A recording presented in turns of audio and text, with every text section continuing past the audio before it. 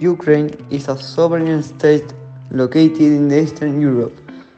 Its form of government is the republic governed by a semi-presidential system with the separation of executive, legislative, and judicial powers.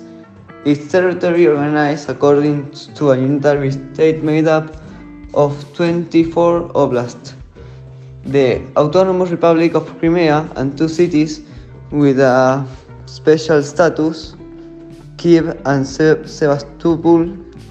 Ukraine has a population of 41 million inhabitants. The city of Kiev is the capital and the most populous city in the country. The official language of Ukraine is the Ukrainian language, and the predominant religion is the Orthodox Christianity.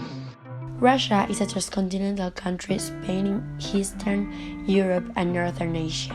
It is the largest country in the world by area, covering over 17,098,246 square kilometers and encompassing 1/8 of Earth's inhabitable landmass. Russia extends across 11 time zones and borders 16 sovereign nations, more than any other country in the world. It is the ninth most populous country in the world and the most populous country in Europe, with a population of 146 million. The country's capital and largest city is Moscow, the largest city entirely within Europe. St. Petersburg is Russia's cultural center and second largest city.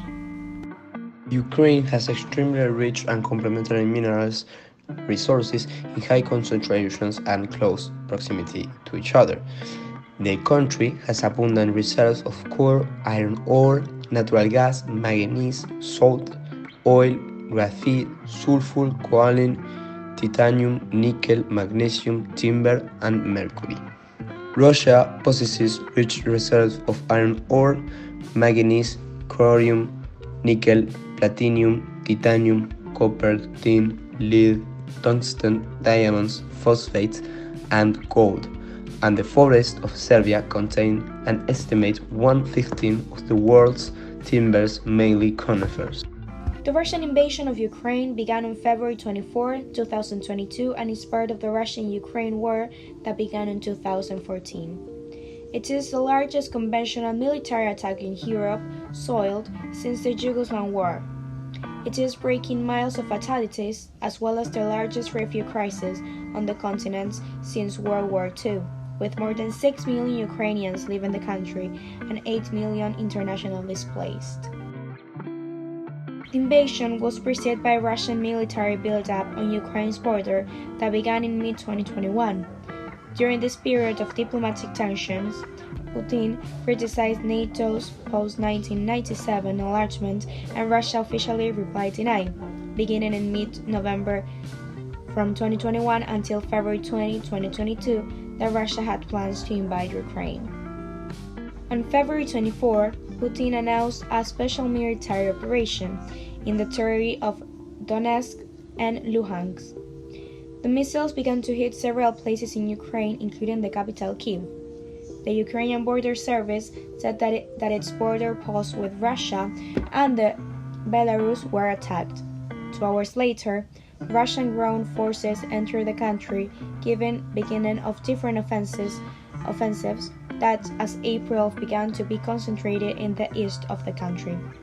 Thus, between April 18 and 19, after the Russian withdrawal in central Ukraine offensive, both parties confirmed that the second phase of the world episodes have begun, which they refer to as the Battleship E for Donbass. Russia stated that the operation was aimed at the complete liberation of Donetsk and Lugansk. Now I'm going to tell you the causes because of the war. The causes of the war between Russia and Ukraine are several. It is a conflict that has been latent for months and ended up exploding after the Ukrainian government made a decision to join the European Union and NATO, so Russia declared war on him. Due to the possible incorporation of Ukraine into NATO, Vladimir Putin feared losing his economic benefits from gas exports and made the decision to invade. Now I'm going to tell you the consequences.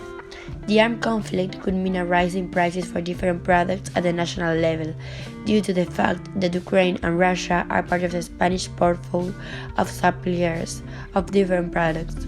For example, Ukraine is the main supplier of wheat and sunflower oil, and it is not the only product that is affected. Electricity and gas prices have been exorbitant for some time and are expected to continue to rise due to the conflict. So the electricity marketers will have to do something about it. The international community has turned to Ukraine in the face of difficult situation it is going through.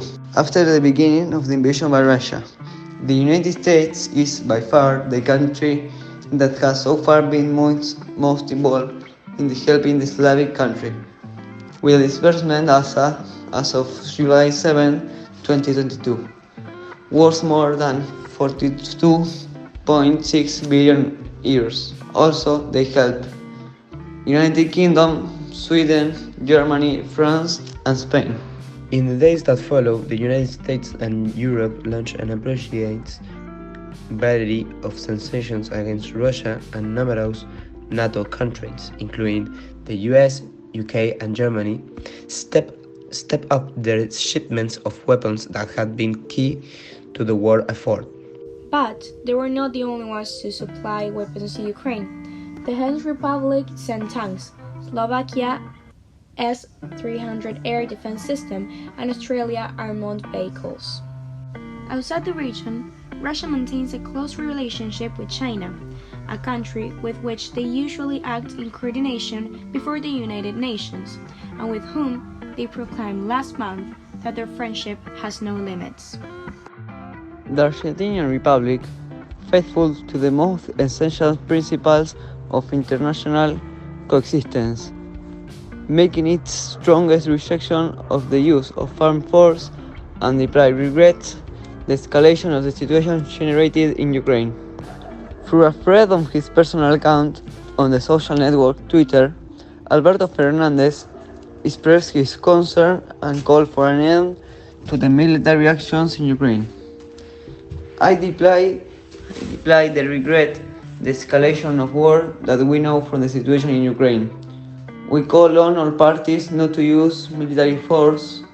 We call on the Russian Federation to end the actions undertaken and for all parties involved to return to the dialogue table.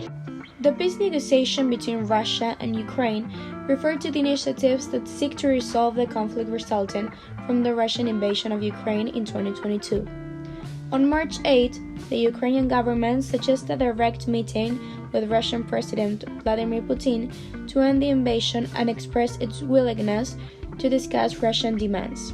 Already on March 10, Foreign Minister Sergei Lavrov and Dmytro Kuleba cooperated in Turkey to talk in the first high-level contact between the two parties since the beginning of the invasion.